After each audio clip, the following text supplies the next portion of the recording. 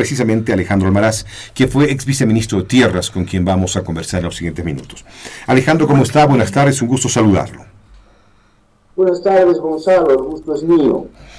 Alejandro, antes de empezar el tema de rigor, estamos perdiendo ya con el Brasil, lo he sacado del partido, mil disculpas.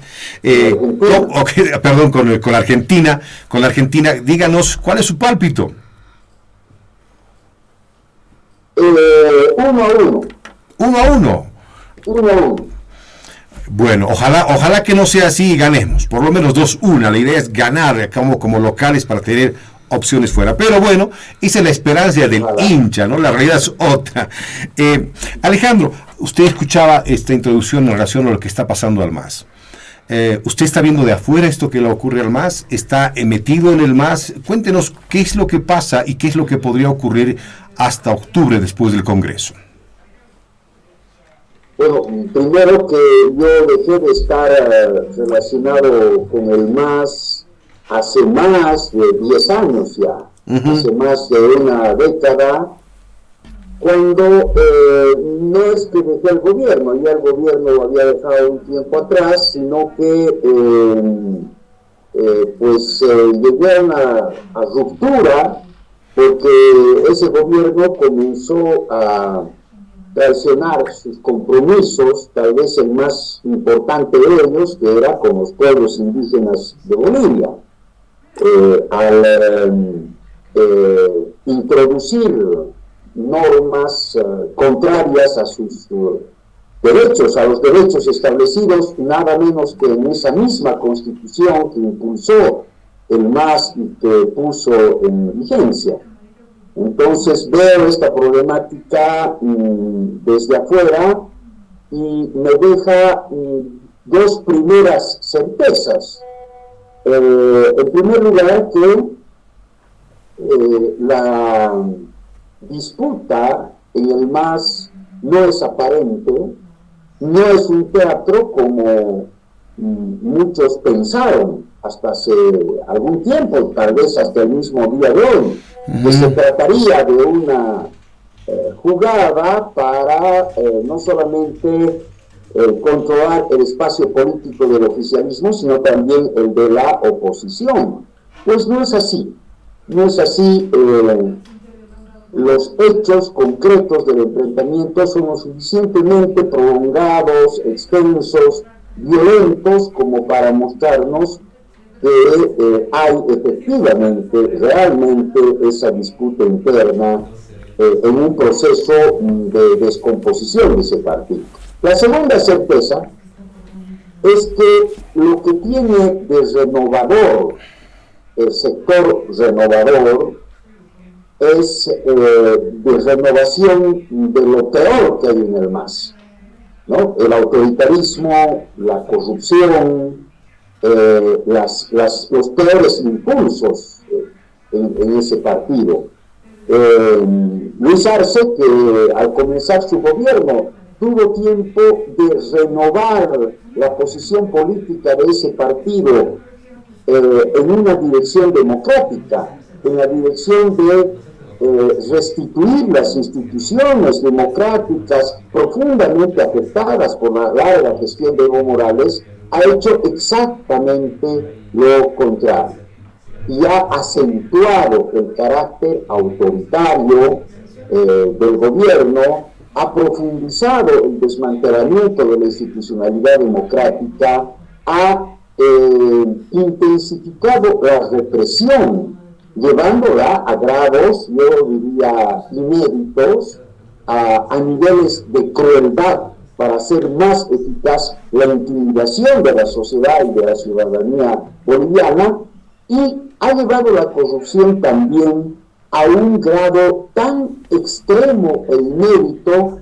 que motiva grandes preguntas. ¿Cómo es posible?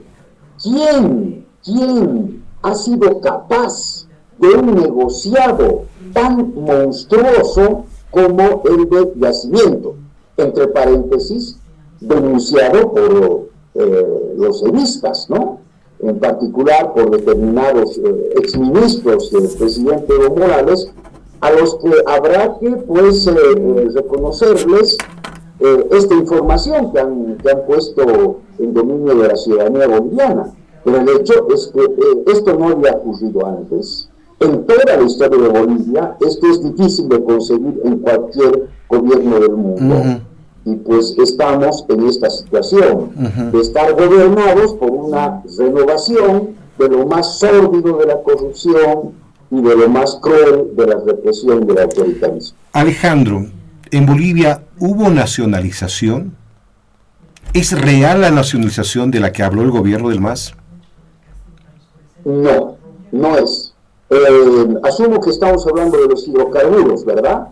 Han habido dos nacionalizaciones muy importantes en la historia universal, particularmente la primera, que parece haber sido la primera nacionalización en el mundo, la del general Toro del año 37, que mostró que el Estado sí puede administrar bien riquezas estratégicas, que puede tener un aporte económico fundamental para el avance, el progreso de un país. La segunda nacionalización, la hecha por Marcelo Quiroga Santa Cruz, de la GAEP hoy, del 68, también eficaz, valiosa para el país, pero la tercera es una nacionalización que yo diría marginal,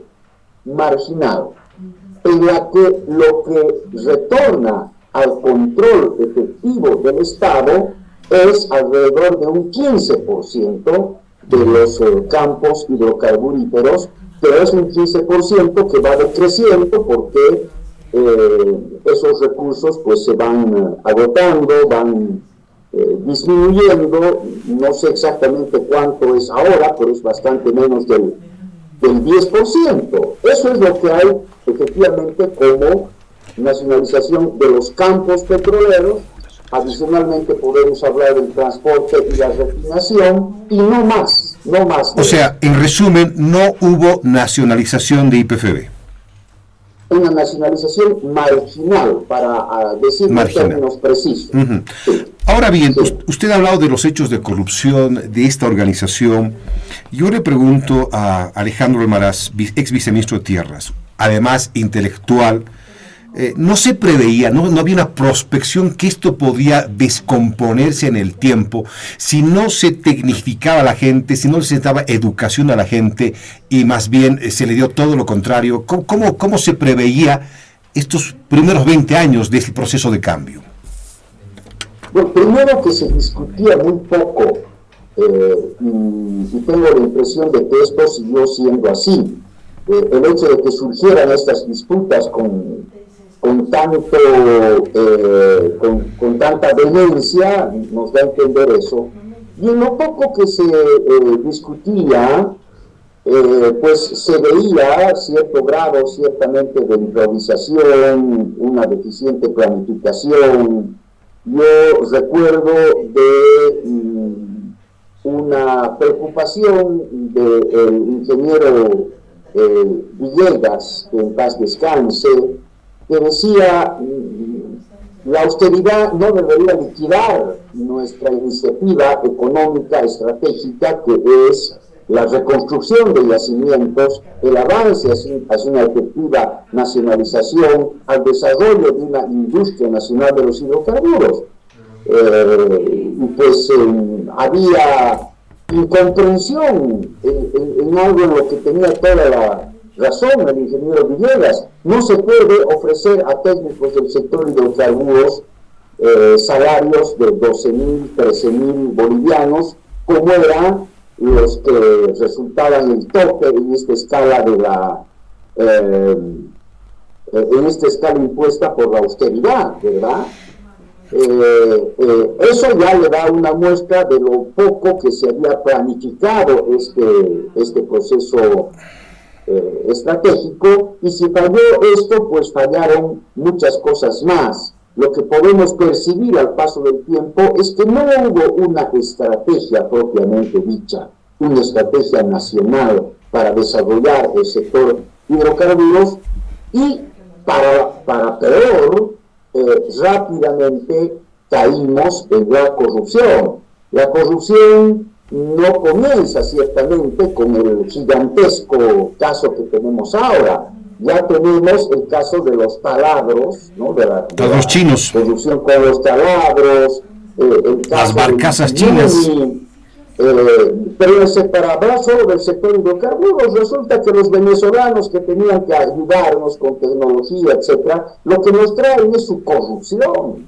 La corrupción gigantesca del chavismo nos la trajeron también aquí al país, lamentablemente, y con todo eso, pues, se ha llegado al fracaso, en el que efectivamente hemos caído en este sector estratégico de los hidrocarburos. 17 años después, el MAS se prepara para un congreso en medio de enfrentamientos internos con un desangramiento interno terrible que podría ser una polarización total del MAS y quizás el fin de esta organización que durante estos años se ha mostrado que es un país distinto, diferente, con sus características buenas o malas, pero es otro país.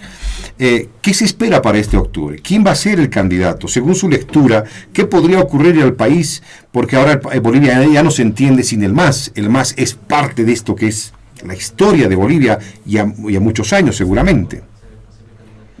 Bueno, yo sin conocimiento de lo que está ocurriendo dentro del MAS, observando desde afuera, lo que me imagino es que ese congreso, si logra darse, cosa que está muy en duda, después de lo que hemos visto con el Congreso Campesino, está muy en duda de que pueda darse, si se da, lo elegirá, me imagino, a Evo Morales, pero esa candidatura no va a ser aceptada por el otro sector. Vamos a tener, más allá de la formalidad que pueda darse, de las siglas que puedan adoptarse, del litigio que tengan a nivel del órgano electoral, vamos a tener dos más, y también me imagino que va a haber un más represor y un más reprimido, porque la represión cada vez más sañuda, verdaderamente criminal, que desde hace ya bastante tiempo el MAS ejerce contra la oposición y que este gobierno la ha intensificado, lo está aplicando también contra el otro MAS, ¿no? Porque la permanencia en el poder es un objetivo que no puede compartirse con ningún otro. En otros términos, nada importa al margen de la permanencia en el poder, y ciertamente la oposición evista es una amenaza muy grave para el poder arcista, y yo veo que la van a reprimir, como ya han comenzado a hacerlo con ese Congreso campesino, y bueno, los evistas finalmente sabrán lo que es la represión política, porque no lo sabían. Ellos no son pues de los tiempos de la dictadura. Ellos no estuvieron en la lucha contra la dictadura como estuvimos algunos. Recién ahora sus camaradas del otro lado los van a enterar lo que había sido dictadura, lo que había sido represión. Un panorama muy difícil, muy complejo el que está viviendo el MAS internamente, y este desbande que existe, o irse con Evo o irse con Arce. Billetera mata galán es lo que se va diciendo siempre, y quién tiene el poder para dar empleos y dar platita a la gente, ahí nomás va a ir seguramente. ¿Qué va a ocurrir, sin embargo, en este Congreso si la gente opta a irse por Luis Arce? ¿Podría ganar la sigla del MAS Luis Arce? ¿Hay esa locura de esperanza tal vez para los que siguen Arce? Yo no creo que para eso importe mucho el Congreso, ¿no? Porque, digamos que en el Congreso gane Evo, los arcistas pueden hacer luego un nuevo Congreso y decir que ese es el que vale porque fue más participativo, más democrático, en fin. Yo creo que esto de con quién se quede la sigla hay que más bien razonarlo en los términos de esta realidad concreta que usted menciona, Gonzalo, esto de que billetera mata galán, ¿no es cierto? ¿Qué va a hacer el Tribunal Supremo Electoral? que es quien tendrá que definir este y otros temas de litigio que van a tener, o los litigios que van a tener entre masistas a ese nivel, ¿no?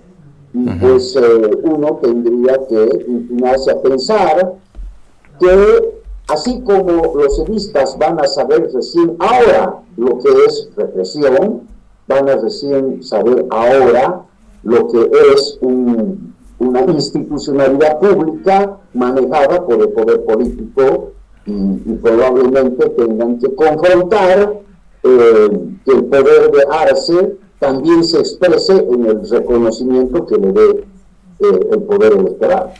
En este instante, Alejandro, ¿usted ve algún líder representativo de uno o de otro lado, alguien por el cual la gente se sienta seducida? Porque se ha escuchado decir que hay un efecto Milei, que hay gente que quiere que haya un Milei en Bolivia, o quieren un Bukele en Bolivia. ¿Hay alguien que pueda generar un perfil adecuado como para que seduzca al votante, seduzca al boliviano, sea del agro, sea de las ciudades, sea industrial, sea empresario? ¿Hay alguien ahí o qué requisitos le está haciendo falta a estos líderes?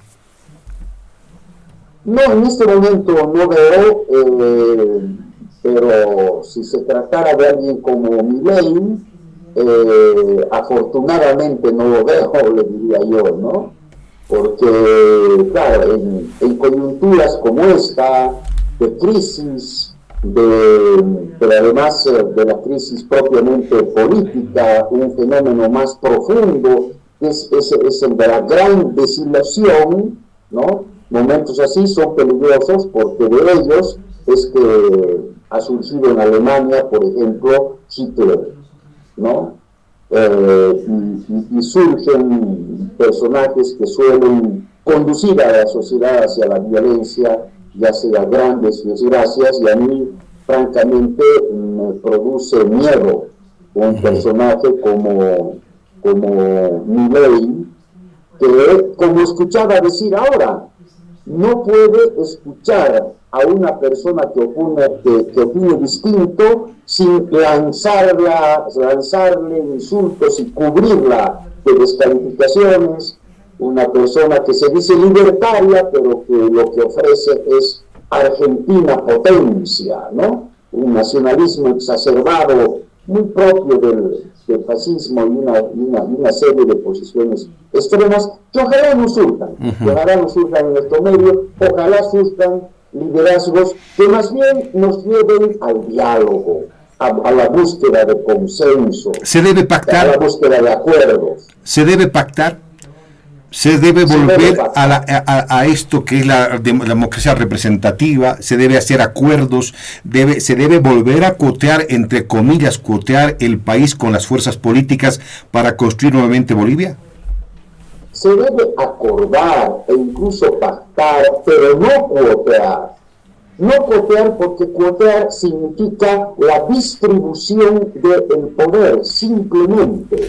Tantos diputados para ti, tantos para mí, tantos ministros para ti, tantos para mí, y lo que definitivamente no debe ser objeto de distribución político-partidaria como la justicia o como el órgano electoral, ¿no es cierto?, que deben estar al margen y bien lejos de la captura partidaria. Ahora, eso no se debe hacer, Alejandro, pero sí se deben buscar acuerdos. Ahora, Alejandro, lo que usted dice evidentemente debería ser así, pero en la realidad no es esa la realidad. Lo que la gente, sea de izquierda o de derecha, lo que va es acotearse el poder del Estado. No a servir, sino servirse. Hay una falta de voluntad política en el ser humano como tal. Hoy estamos viendo a los bolivianos apoyando a la Argentina con las camisetas puestas de la Argentina. A ver a quién le apuesto al sol que nace y me voy a beneficiar de algo. Entonces, lo que usted dice un poco es cierto, debería ser así, pero eso no es la realidad. Bueno, pero hay algo muy importante, Gonzalo. Mientras tengamos la cultura que nos hace pensar o nos hace aceptar que se hace política para un beneficio personal, tener trabajo por lo menos, ¿no es cierto?, vamos a estar siempre perdidos, vamos a estar siempre al último, vamos a estar condenados al atraso, a la pobreza, a la desgracia. Eso tenemos que entender los bolivianos, porque en otros países ya lo han entendido, y la política no se hace así, con ese sentido tan fuertemente clientelar con la que se hace en nuestro país. La política tiene, por lo menos en alguna medida, un sentido de servicio.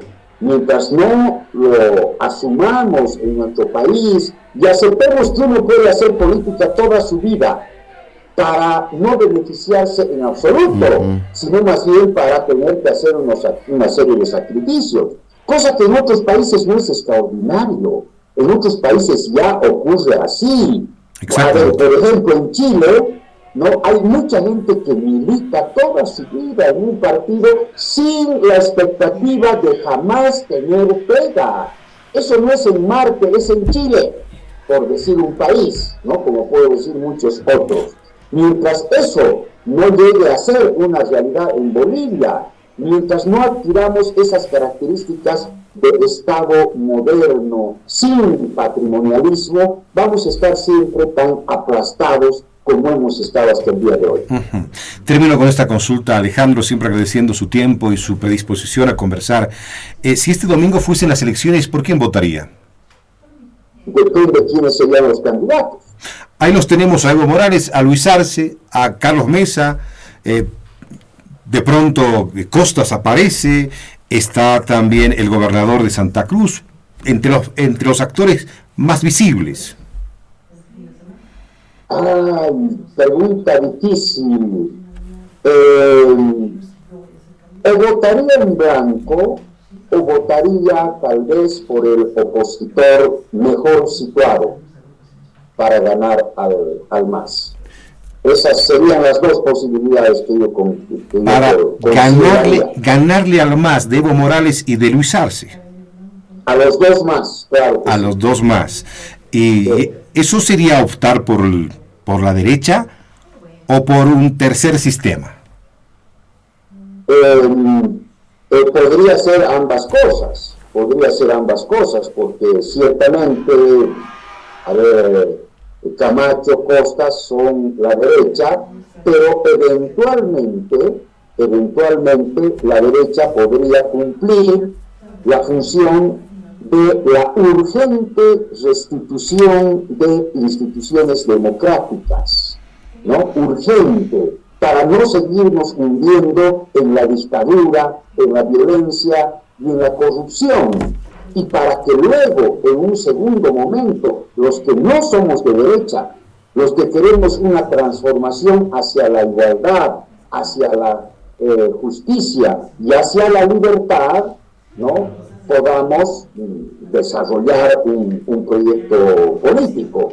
El problema es que no hay proyecto político que pueda desarrollarse en este estado de cosas. Necesitamos recuperar la democracia y eventualmente, no digo que deba ser necesariamente así, eventualmente la derecha podría participar en este rescate de democracia.